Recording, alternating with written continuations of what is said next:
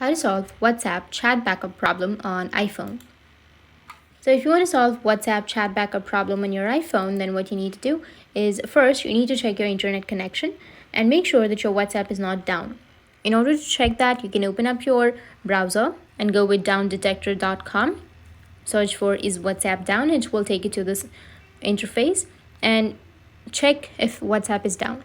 If it's not, and if you're still facing the problem, then you can open up your settings, and from the settings you need to scroll down a bit and then go with apps, and from the apps you need to go with search and search for WhatsApp.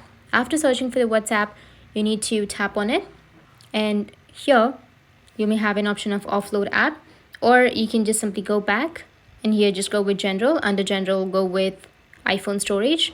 Under iPhone storage, you need to scroll down, tap on WhatsApp. You will have offload app. You need to offload your application and your problem might be fixed. If that still doesn't fix your problem, then you can go back and open up your WhatsApp. After opening your WhatsApp, you need to go with your settings, and under settings you need to scroll down, go with chats, and under chats you need to go with chat backup and turn on your backup.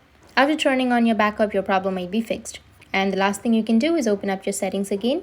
From the settings, you need to scroll down a bit, go with general and go with iPhone storage, or just simply go with your Apple ID, tap on it, and then go with iCloud right here. And from the iCloud, you need to go with see all. Under see all, you need to scroll down a bit and then go with WhatsApp and make sure that your WhatsApp is turned on.